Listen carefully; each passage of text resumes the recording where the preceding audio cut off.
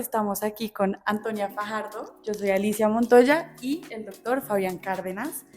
Hoy queremos mirar un poco hacia las elecciones del 2026 desde una perspectiva no tanto lógica y técnica, sino una perspectiva más profunda, y por eso nos vamos a plantear como el hilo conductor de esta charla, qué nos dice este panorama de candidatos sobre el momento que vive Colombia. Para esto nos acompaña el doctor Cárdenas, que nos va a ayudar a entender, más allá de los nombres de los políticos, lo que en serio significa las propuestas que hacen. Bueno, antes de hablar de los candidatos específicos y las propuestas, doctor, quisiéramos que nos contara un poco sobre cómo ve usted el panorama actual del país, si estamos en una etapa de transformación o estamos entrando a una crisis democrática, ¿cómo es ese panorama Bueno, actual? sin lugar a dudas, hay un momento de transición. Los teóricos del derecho internacional hablan de los momentos grocianos, que lo pueden googlear ahí, los que están en el computador, en el teléfono, momento grociano o Gaussian moments, que son momentos en los que paradigmas de una disciplina se trastocan por cuenta de hechos, digamos, que marcan de manera notable el curso de la historia y de una disciplina. Y yo creo que en este momento se está viviendo uno de esos momentos grocianos precisamente por cuenta de la presidencia de Donald Trump en los Estados Unidos, en el país más poderoso del mundo, con una visión totalmente, digamos, heterodoxa hacia el derecho internacional, así como las crecientes crisis internacionales que se dan en un mundo envuelto en problemas ambientales muy graves, económicos muy profundos, sociales sostenidos de hace mucho tiempo, pero en un contexto tecnológico que la humanidad no había vivido antes. Entonces, sin lugar a dudas, el mundo vive un momento grociano. Y yo creo que en ese contexto Colombia también experimenta cambios en ese momento y no ha podido adaptarse a la necesidad de esos momentos grocianos. ¿Cuáles son los retos, por ejemplo, para Colombia hoy claros? Uno, el restablecer el posicionamiento geopolítico de Colombia en la región, y por región me refiero a toda América Latina, así como en el mundo, la cual había estado fracturada por cuenta de las malas relaciones del presidente Gustavo Petro con sus vecinos y con la potencia o el hegemón mundial de la región, pues que es Estados Unidos. Eso por un lado. Por otro lado está el manejo de lo que es el tránsito hacia la paz, como el consolidar verdaderamente esa justicia transicional que haga realizable o real la paz que se firmó hace 10 años, en 2016. Pero asimismo, digamos, tiene que vivir procesos de integración en la región, no solo a nivel política internacional, sino también integración energética, por ejemplo, o integración en materia de cooperación internacional frente pues a retos internacionales. Y por otro lado, afrontar de manera internacional crisis energéticas muy graves que está afrontando Colombia y sobre todo en un futuro inmediato y en las cuales pues el gobierno Petro de algún modo generó una agravación de la situación por cuenta de la suspensión o alentización de los procesos de exploración. Y yo creo que ese es el momento grociano que no solo vive el mundo, sino que Colombia está viviendo en la actualidad, sin contar con que no se han implementado, por ejemplo, los fallos de Colombia con Nicaragua en la Corte Internacional de Justicia y que eso también pone un panorama de inestabilidad en los mares de Colombia y sobre todo en el Mar Caribe. Entonces, ese es el panorama que hay hoy cuando grabamos este video. Y doctor, teniendo en cuenta este panorama, lo que se está hablando internacionalmente como internamente, ¿usted definiría las elecciones del 2026 como elecciones decisivas? Yo creo que hoy en día, digamos, ser de derecha, ser de izquierda, también está un poco grisáceo, como que no se sabe exactamente qué es. Tradicionalmente, a uno le decía, no, ser de izquierda es alguien que está más alineado con mecanismos de mercado, digamos, contrarios al libre mercado, con intervencionismo del Estado, algunos con socialismo, otros con algo de comunismo, con estados benefactores y usualmente con agendas direccionadas a los intereses sociales del pueblo y metían en esa bolsa lo medioambiental. Eso era lo que se creía de ser de izquierda. Y ser de derecha Entonces alguien que optaba por el libre mercado, libre competencia, cero intervencionismo en el que el capitalismo y la mano invisible de Adam Smith haga lo suyo, y en el cual pues los intereses principales es que ese mercado funcione establemente y él sea el que genere cualquier otro tipo de área, digamos, en la sociedad.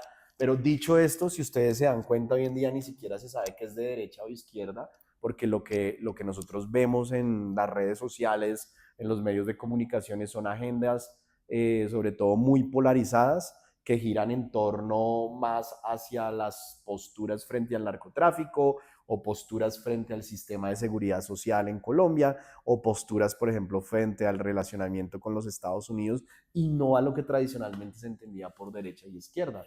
Y hoy en día vemos, por ejemplo, programas de derecha, entre comillas, que van a libre mercado, pero con fuertes proyecciones sociales, o viceversa. Vemos agendas que supuestamente son de izquierda, pero también con fuertes antecedentes, por ejemplo, de corrupción o de capitalismo extremo. Entonces, hoy en día hablar de eso es complicado en el contexto colombiano, creo yo. Claramente. Pero doctor, digamos, uno de los nombres que más suena de los candidatos de izquierda es Daniel Quintero.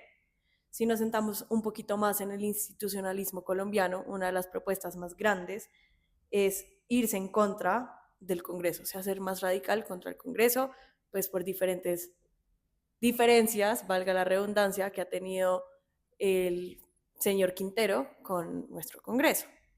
¿Usted cómo cree que esto afectaría a las relaciones internacionales de Colombia Bueno, eso si es llegara a tremendo. pasar? Ustedes me van contando las propuestas y yo puedo hacerles algún comentario. Si Quintero está diciendo que efectivamente se quiere ir en contra del Congreso, pues es una propuesta totalmente desalineada con las tendencias del derecho internacional contemporáneo. ¿Por qué? Porque hoy vivimos esencialmente en un periodo en el cual los procesos de democratización en el mundo se han consolidado. Y parte del ejercicio de la democratización en el mundo, sobre todo en el modelo que venden las Naciones Unidas, es un proceso en el cual haya modelos políticos democráticos y ellos implican tener legisladores sólidos, ¿cierto? Con independencia, con fuerza, donde el legislador sea pues una de estas ramas del poder alrededor del cual gire digamos, la misma operatividad e institucionalidad del Estado. Entonces, pues ir en contra del Congreso es ir en contra de todos los, digamos, aspiraciones de la democratización y por ende de los modelos de Estado en el mundo. Y te la pongo así, hoy en día incluso se hablaría de pérdida de statehood en contextos de derecho internacional en un estado en el que se debilite el Congreso, porque parte fundamental de que el régimen democrático opere eh, eh, genera un efecto en la misma existencia o no del Estado. Dicho en otras palabras, en derecho internacional hoy se cree que un Estado puede ser fallido o un Estado puede morir o dejar de existir si no continúa siendo debidamente democrático y acorde a los derechos humanos. Y obviamente debilitar el Congreso, pues iría en esta línea, entonces sería una pérdida de statehood a nivel internacional. Esa propuesta pues sería absurda desde ese punto de vista. Y doctor, ¿usted cree que Colombia está en ese rumbo a pues, perder esa característica del statehood? No, yo creo que no. O sea, en este momento, afortunadamente, las declaraciones de los candidatos son más, pues, pobres estrategias argumentativas que se dan con propósitos meramente electorales, de política local, pero en la medida en que la Constitución del 91 siga vigente y mal que bien se mantenga la división de poderes y los poderes igualmente funcionando, yo creo que no hay en este momento una alegación de que Colombia pueda ser un Estado fallido. Es más, se las cuento así, no sé si ustedes sabían, pero acá por muchos años la Corte Penal Internacional de La Haya estuvo haciendo una investigación preliminar en Colombia. Y una de las razones era porque se creía que en Colombia se daba el principio, este principio de complementariedad, perdón, que básicamente dice que cuando un Estado no es lo suficientemente capaz de adelantar sus propios asuntos, puede entrar la Corte Penal Internacional. Y hace un par de años el fiscal de la CPI vino a Colombia y dijo, no, o sea, acá en Colombia hay problemas, lo que usted quiera, pero el Estado es muy sólido, tanto así que decidió cerrar las investigaciones preliminares. Entonces, afortunadamente, Colombia, aún con todas las problemáticas que tiene, sigue siendo un Estado sólido desde el punto de vista internacional. Y bueno, también ya entrándonos en otro candidato, pues claramente en este momento no estamos tanto solamente pues viendo las ideologías, sino también pues consideramos que es en este momento el pues, modelo del país está en juego. Por eso nosotras teníamos una pregunta con respecto al candidato Iván Cepeda sobre su cercanía con los procesos de paz y pues como con ese actual bloque político donde como posiciona la continuidad del gobierno como un gobierno de izquierda o como lo podríamos pues clasificar. Bueno, pues lo que pasa es que lo que yo conozco hasta ahora de las propuestas de Iván Cepeda es darle una continuidad a la manera como Gustavo Petro ha manejado el país. Y yo creo que esto se extiende a las relaciones internacionales. No sé si ustedes hayan escuchado que Cepeda proponga alguna propuesta, pues perdón la redundancia, traiga alguna propuesta que genere una ruptura con la política en materia de relaciones exteriores de Petro, pero hasta donde yo he visto no. Y en esa medida, digamos que ese continuismo sí sería muy difícil para Colombia porque la política exterior de Petro ha sido de aislamiento internacional, más ahora que prácticamente lo único que queda de izquierda en América Latina es pues Lula en Brasil y acá ahorita Petro en Colombia, entonces el aislamiento va a ser muy dramático y eso afectaría a todo nivel el Estado, pero sobre todo ese rompimiento de relaciones con Estados Unidos, que por supuesto se empezó a mejorar luego de la visita de Petro a Estados Unidos, pero que sigue aún fragmentado y en periodo de prueba. Entonces, esa continuidad, más allá de que Cepeda quiera tener una política de derecha o izquierda, si su versión de las relaciones internacionales es el aislamiento, no le va a funcionar. Ahora, yo le diría a Cepeda, digamos desde un punto de vista meramente técnico, ok, usted es libre de proponer un programa de izquierda, hágalo, pero fíjese por lo menos a Lula. Lula, sobre todo el primer Lula, mantuvo una perspectiva de izquierda, pero no se aisló por completo de las relaciones internacionales. Al contrario, se fortaleció mucho, sobre todo en cooperación sur-sur, y mantuvo ciertas relaciones. El problema de Petro fue que rompió las relaciones y ese continuismo pues sí, no puede funcionar. Y ya no tiene aliados porque con cuál Venezuela se va a aliar, con cuál Cuba, si Cuba está debilitado, y lo otro que queda también en el Caribe es Nicaragua, que hoy también es concebido como una dictadura. Entonces, muy complicado desde geopolítica regional y global, ese sesgo de extrema izquierda como postura de relaciones exteriores. ¿Eso quiere decir que sería como una izquierda renovada o Si él quisiera tener una buena propuesta, tendría que ser una izquierda, pero una izquierda inserta en las relaciones exteriores, dispuesta a dialogar con todas las derechas de la región, dispuesta a dialogar con la extrema derecha de Estados Unidos y dispuesta pues a mantener una diplomacia técnica, que eso es lo que no ha hecho Petro. Y yo tengo una pregunta. Digamos, Iván Cepeda es el candidato que en este momento puntean las encuestas, Sí. pero sabemos que a nivel internacional no solamente importa cuál haya sido su recorrido político, sino la imagen que da. Iván Cepeda, pues hijo de un líder de izquierda, Manuel Cepeda, que públicamente se dice que supuestamente es el candidato de la guerrilla. ¿Usted cómo cree que esto afecta las relaciones internacionales, teniendo en cuenta que Trump ha sido muy estricto con ese tipo de comentarios o con ese tipo de imagen, tomando por ejemplo a Petro? Sí, claro, no, creo que tú lo puntualizas muy bien y es que aunque hay libertad política en el mundo, lo cierto es que hay ciertas, digamos, constricciones o condicionamientos a nivel internacional dependiendo quién tiene el sartén por el mango. Y tú lo has dicho, hoy en día quien tiene, digamos, el poder a su favor es Trump con una perspectiva de ultraderecha. Y está claro, y Trump lo ha dicho explícitamente, que no quiere gobiernos de izquierda en América Latina. Tanto así que ha intervenido para que, por ejemplo, en Chile llegue un presidente de derecha. contribuyó para que llegara en Argentina la derecha, para que llegara a Ecuador la derecha. Entonces, eso trae también aislamiento por esa vía, ¿no? Yo por eso creo que en ese caso, aún los candidatos de izquierda en Colombia, si quieren tener una campaña razonable, pues tienen que tratar de plantear una posición para Colombia en el interior, pero con una apertura hacia el exterior, porque sin lugar a dudas eso no le gusta pues en este momento a los Estados Unidos y a la mayoría de América Latina.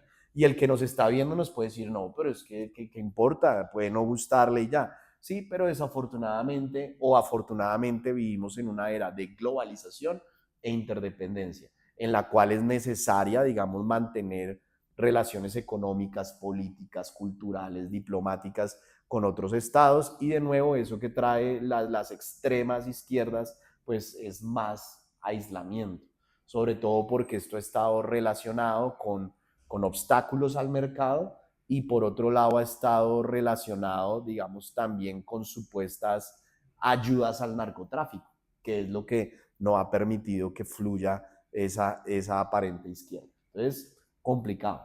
Pero ya, doctor, pasándonos al otro lado, Sí. la derecha tiene dos candidatas muy fuertes en este momento, Paloma Valencia y Vicky Dávila.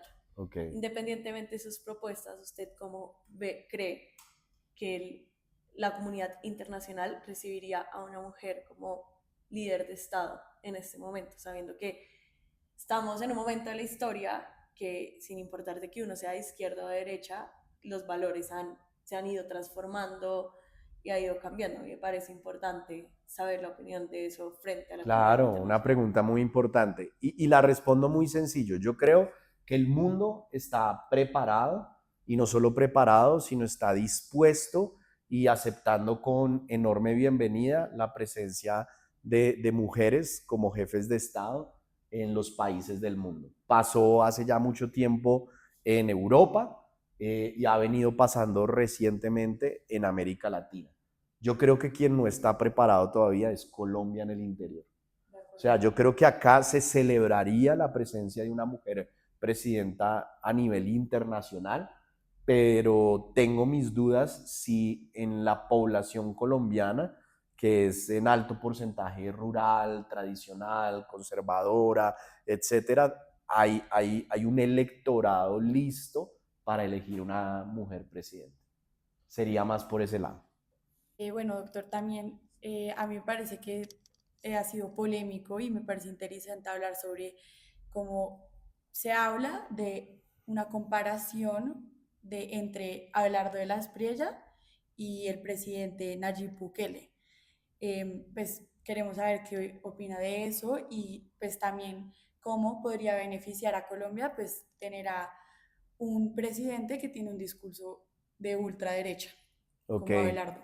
Bueno, yo personalmente creo que en lo único en lo que se parecen Bukele y Abelardo de la Espriella es en la apariencia física y de pronto en la manera de hablar.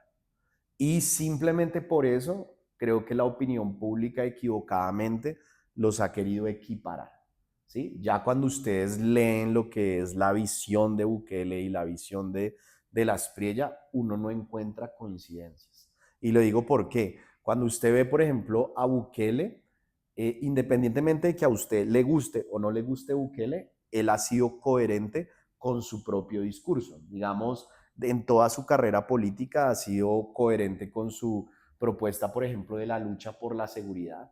Nunca ha trabajado con grupos criminales ni con grupos narcotraficantes, nunca ha estado como envuelto en temas de orden interno en su vida anterior a ser presidente, y siempre como que su discurso era de lucha contra los grupos criminales, penas fuertes, una seguridad y mano dura del Estado, intervención en la seguridad, pero también una apertura económica, poca intervención económica, apertura de mercados, grandes diálogos con los Estados Unidos y discursos de derechos humanos, pero por ejemplo dirigidos más hacia la población que hacia los criminales. O sea, a usted le guste o no le guste Bukele, él tiene un discurso que en sí mismo es razonable y coherente. Pero cuando usted oye a De la Espriella, realmente yo no le encuentro la coherencia por ahora en ningún lado, ¿no? Porque lo mismo, ustedes ven y Bukele hace unos años defendía paramilitares, pero y al parecer hizo gran parte de su fortuna con los honorarios de ese tipo de casos. Y después viene con el discurso que él no acepta criminales y que va a luchar contra criminales, cuando él trabajó para, y no para criminales comunes, sino ciertos paramilitares del más alto perfil. Habló de la justicia social hoy en día y no sé qué, pero él comenzó su carrera jurídica defendiendo a AMG, quien ahora lo acusa de haberle hecho un fraude en la defensa y está en un proceso disciplinario. Por supuesto, tiene derecho a ser inocente hasta que se demuestre lo contrario, pero entonces vienen esos temas, ¿no? Sin contar con el asunto de que hace apenas unos años se declaraba vehementemente ateo y ahora hace un año se declara creyente y haber tenido una conversión. Bukele, por el contrario, toda la vida se ha declarado creyente.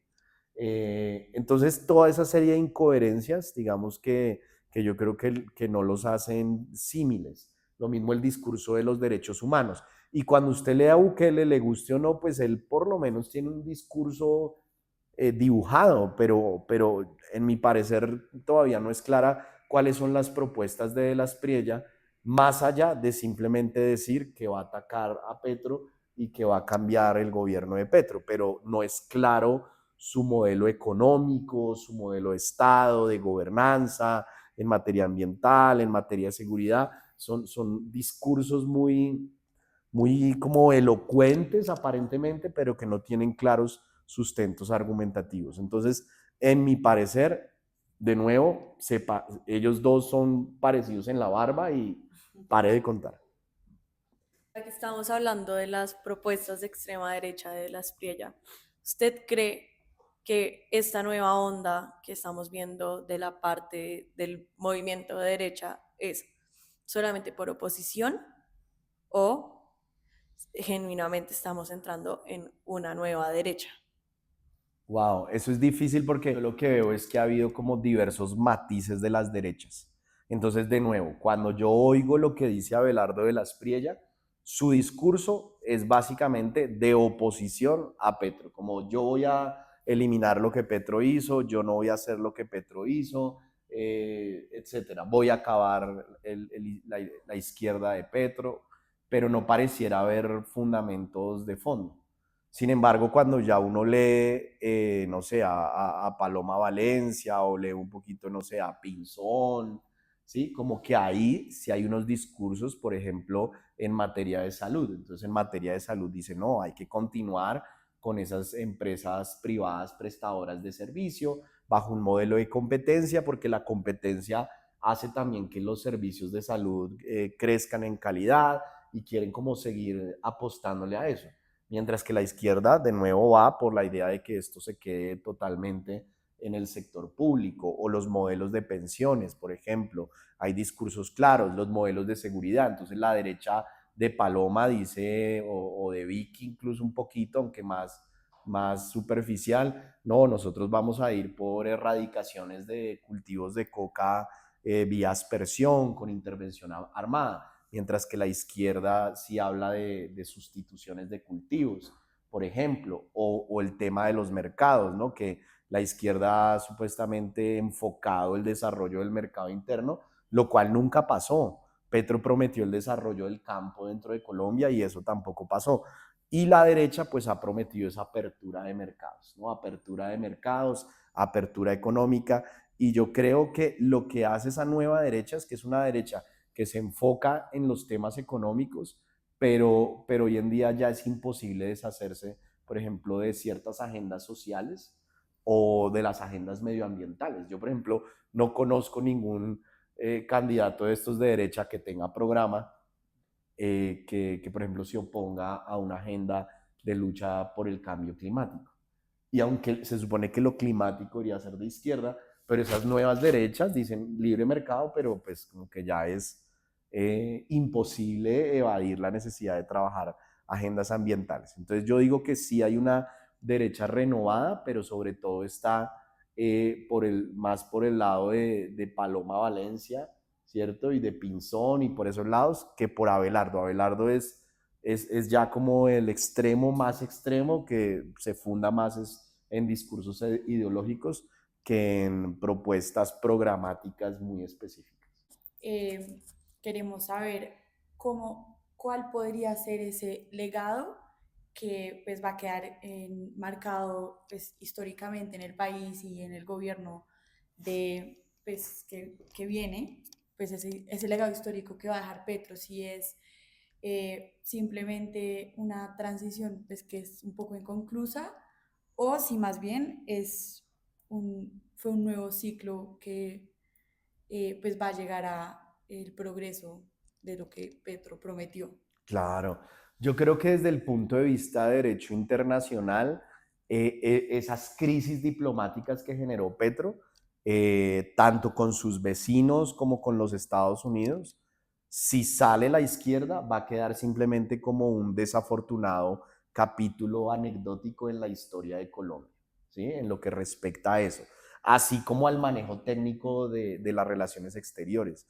Digamos, Colombia jamás había tenido cancilleres de tan bajo perfil profesional como los que nombró Petro. De pronto un poquito con una leve excepción en Leiva, pero lo que es, por ejemplo, Laura Sarabia, lo que es Rosa Villavicencio, dos personas, una bastante joven, la otra bastante mayor, ambas coinciden en que son personas sin estudios en materia internacional, no hablan idiomas, no conocían de diplomacia, no sabían de relaciones exteriores, jamás en su vida habían trabajado ni siquiera en ese campo de las ciencias sociales, con manejos muy pobres, embajadores. Ahora, en Colombia toda la vida se han usado las embajadas para pagar favores, pero digamos que en el gobierno Petro se hizo más visible porque no solo se repartieron todas las embajadas, sino incluso las más importantes del mundo también. Ahorita Sarabia sigue en Reino Unido y una persona pues que más allá de lo que sea no tiene la más mínima preparación profesional para ser embajadora. Cuando en la Cancillería hay embajadores de carrera que llevan 30 años preparándose para ser embajadores, que hablan múltiples idiomas. Eso es absurdo. Entonces, eso en esa parte. Pero, digamos, a cada cual lo suyo. Y yo debo reconocer que hay un aspecto en el que Petro sí propuso una agenda internacional que generó un direccionamiento distinto, y es en los temas ambientales. Digamos, antes de que Petro se peleara con todo el mundo, Petro dio unos discursos en la Asamblea General de la ONU en materia de cambio climático y en materia sobre todo de responsabilidades comunes pero diferenciadas, que sí dejan como una nota de que ya los países de América Latina y del sur global no solamente aceptan lo que el norte global haga, sino que tienen posiciones diferenciales y que la responsabilidad en el cambio climático es común, pero no puede ser igual. Como que el norte global debe ser más responsable que el sur global. Y en ese, digamos, pedacito de la agenda internacional, yo creo que Petro sí marcó un giro que creo que es bueno, que creo que es positivo y que ojalá un próximo gobierno, así sea de derecha, lo continúe. Pero de nuevo va a quedar yo creo que opacado por todo el resto de la gestión en materia de relaciones exteriores.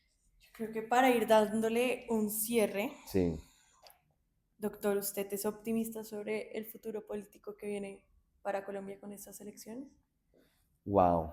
Esa pregunta ya no va al derecho internacional, sino va al corazón.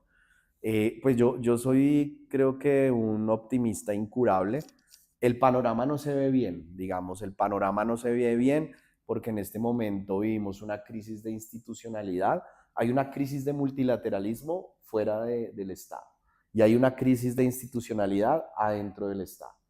Y esa crisis, por ejemplo, se ve reflejado en el hecho de los bajísimos perfiles técnicos que hoy en día tienen tanto los gobernantes como los congresistas. O sea, nunca habíamos visto congresistas con niveles educativos y formativos tan deplorables como los que se tiene hoy en día. O sea, nunca nos pudimos imaginar que influencers iban a ser senadores, o que deportistas, que el otro día vi narradores de fútbol, entonces se lanzan y la gente vota por ellos. Eso por supuesto va a traer en cascada crisis institucionales porque es nombrar gente que no tiene ni idea de nada, digamos, del Estado, de la administración pública, de economía, de derecho, de cultura, y de pronto llegan a ocupar los más altos cargos de direccionamiento del Estado.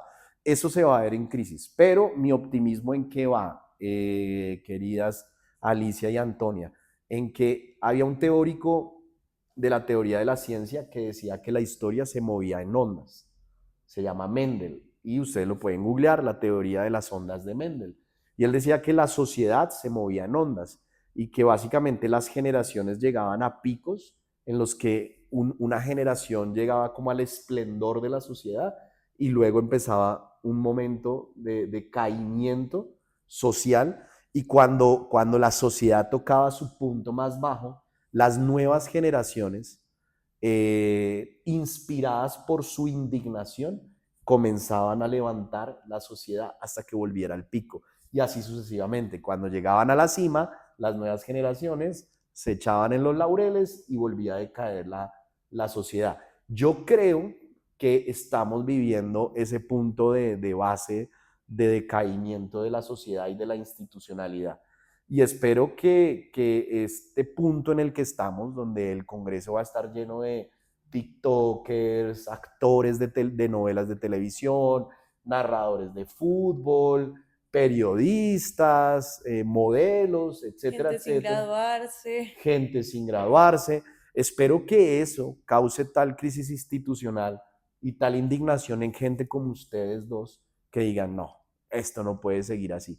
Y que la nueva generación se encargue precisamente de volcar las cosas para que se cumpla la teoría de Mendel y haya un resurgir, digamos, de la institucionalidad en el Estado y en el derecho internacional. Las nuevas generaciones como ustedes digan, no puede ser que a nosotros nos representen actores de novela y de pronto vuelva un renacer de una democracia más informada. Y eso al final pues va a repercutir en beneficio del Estado.